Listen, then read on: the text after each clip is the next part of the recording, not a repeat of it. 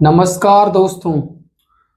वो अक्सर कहते हैं ना कि हर कहानी के पीछे एक राज छुपा होता है, मगर उस राज के पीछे भी छुपा होता है क्राइम, यानी कि जुर्म की दुनिया।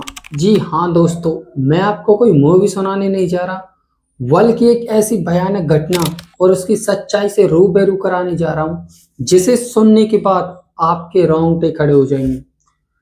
दोस्तों, ये कहानी एक प्रिया नाम की ऐसी बेहद खूबसूरत और लाचार लड़की की है, जिसकी जिंदगी काफी कठिनाइयों और परेशानियों के साथ व्यतीत हो रही थी। मगर दोस्तों, कहानी का असली मोड़ तब शुरू होता है जब प्रिया दो किलर लड़कों के बीच फंस जाती है।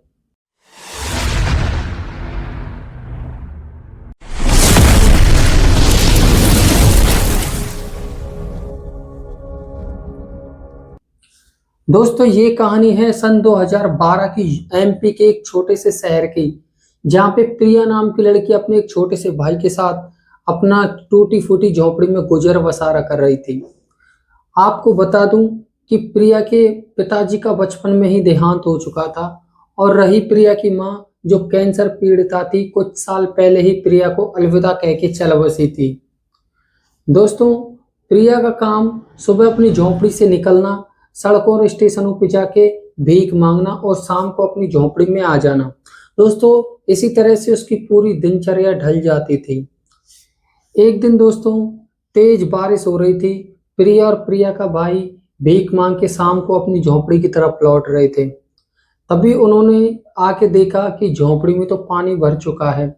पानी इस कदर भर चुका था कि उनको सोने तलक को भी जगह नहीं थी।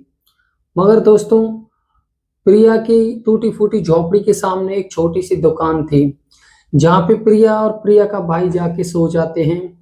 और सोने के बाद दोस्तों, रात के 1 बजे का समय था। एक सांप अचानक से आता है और प्रिया के भाई को काट लेता है। दोस्तों, ये सीन प्रिया देख लेती है और देख के बहुत ज्यादा डर जाती है। और प्रिया का भाई भी बहुत ज्यादा घबरा जाता है और रोने लगता है और चिल्लाने लगता है। प्रिया दोस्तों मदद की गुहार लगाती है, मगर रात के 1 बजे का समय था। किसी ने भी अपने घर के दरवाजे नहीं खोले।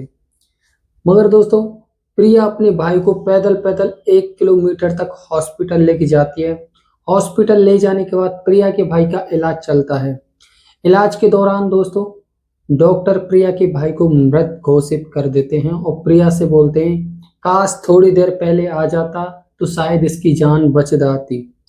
ये सुनकर दोस्तों, प्रिया बहुत ज्यादा दुखी हो जाती है और उसको कुछ भी समझ में नहीं आता कि मैं क्या करूं क्या ना करूं।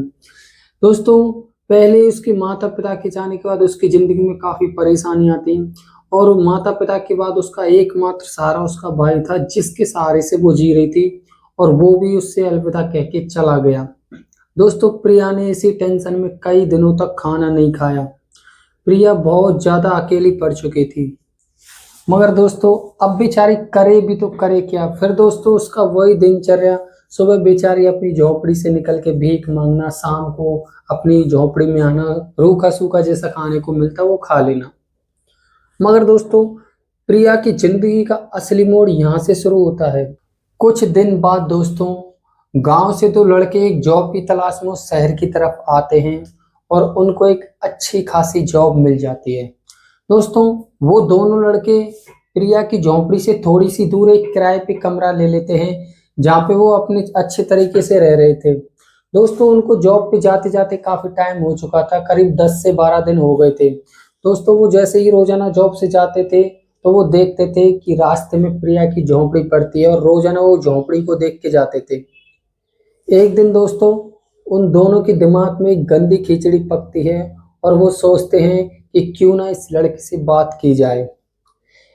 एक दिन वो दोनों लड़के जॉब से लौट के आ रहे थे, तभी रास्ते में प्रिया की झोंपड़ी की तरफ वो बढ़ जाते हैं, और वहां जाके प्रिया से बातें करने लगते हैं।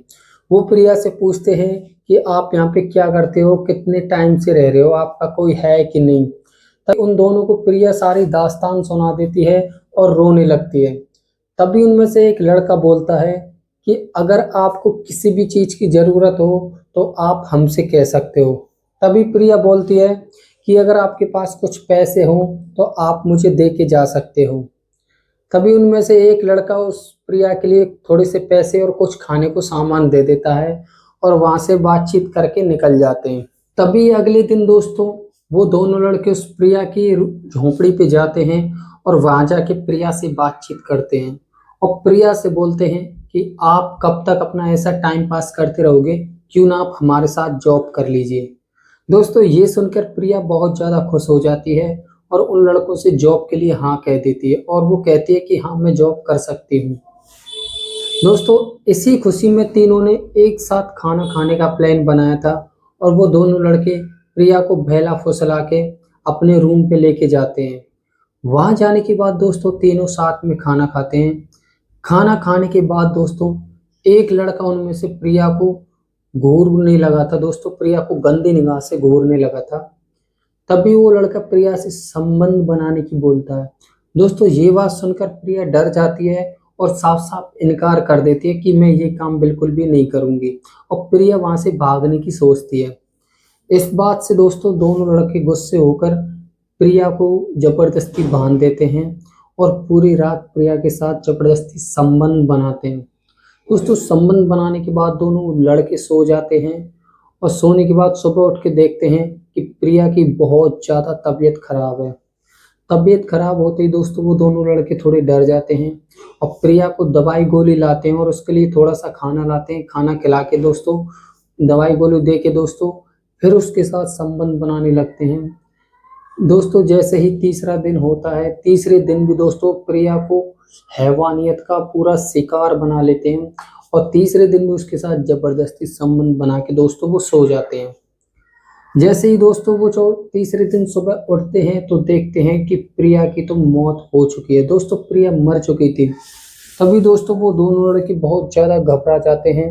घबराने के बाद दोस्तों वो प्रिया की लाश को एक बैग में भर के रात को एक जंगल में फेंक के आ जाते हैं। दोस्तों उसको फेंकने के बाद वो दोनों लड़के अपने गांव के लिए रवाना हो जाते हैं, वहां से सब कुछ छोड़ के भाग जाते हैं। अगले दिन सुबह दोस्तों एक भैंस चराने वाला वहां पे एक जंगल में भैंस चराने जाता है और वो देखता है कि इस बैग में तो एक लाश पड़ी है।